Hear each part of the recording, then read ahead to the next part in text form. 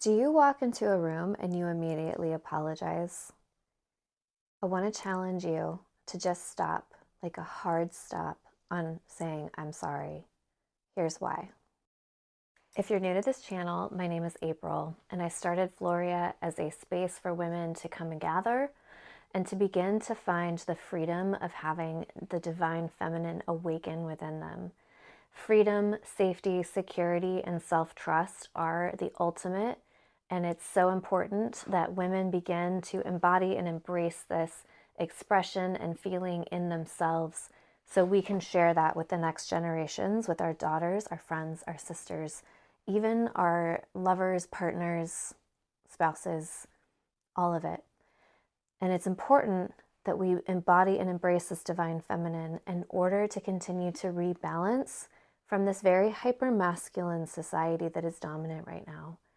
And that also will begin to balance in relationships and in men themselves. So welcome if you're new here. I'm very grateful just to be able to spend this time with you. So here's why you need to do a hard stop on saying I'm sorry. You're not a people pleaser anymore. We've already thrown that out the window. We're going to stop the people pleasing because in our divine feminine, in our life, we are pleasing us because we are the main character of our movie, of our life. Nobody else is going to live our life, and living our life for anyone else other than taking care of our children will harm us and the beauty and divinity of who we are. Being a people pleaser is no longer your identity. So that means chronically apologizing and saying, I'm sorry for everything is now off the table too. This is a beautiful moment. Here's why.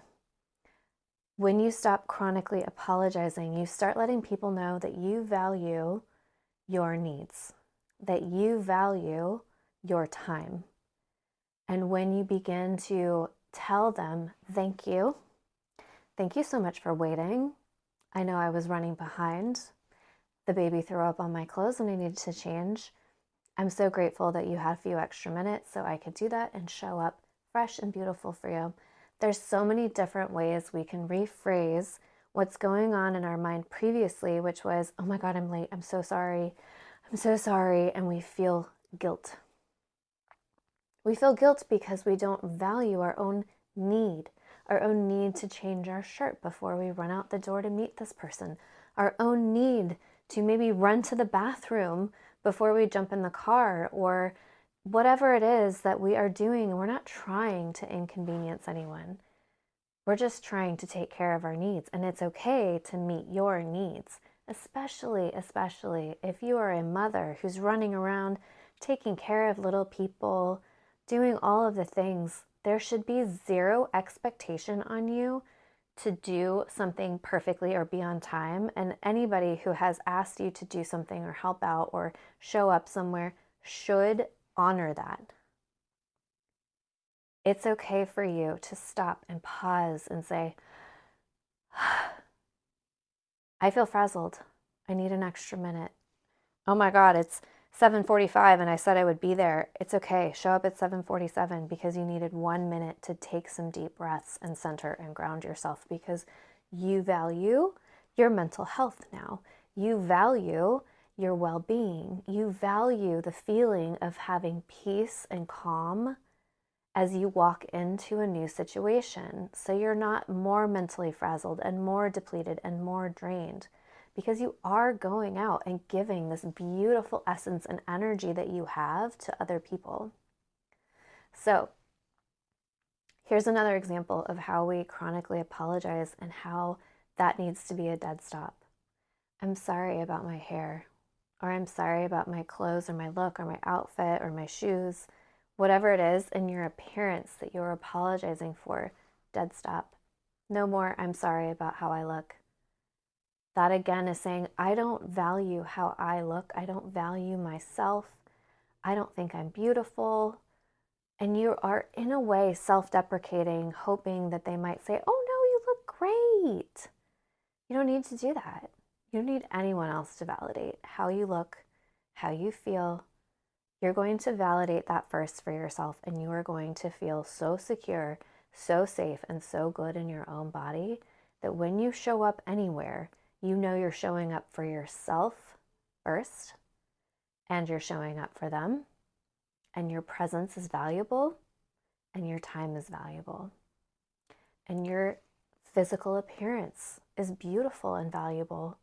And the person or people that you are spending that time with honor that in you. And if they don't, that's a whole other video about leaving those relationships or not engaging in those activities, because this is a sacred life that you get to live. There's only one, there's no replay, there's no like, okay, cut and let's do it over. It's the next step from here, and then the next step from there. So as you're showing up in the world, the chronic apologizing is sabotaging, ending your people-pleasing days. You have to, even texting, that's another great example. I have even gotten so particular about this with not apologizing, like saying, I'm sorry to someone else who's saying they're struggling with something, or they are frustrated, or they're expressing a feeling, and saying, texting back, I'm so sorry to hear that. Instead, I usually rephrase it and say something like, I hear that you're having a hard day. That actually validates them more than you feeling sorry for them, because you're saying, I hear that you're struggling, you're having a hard day. What do you need? Or if you want, you can say, how can I help?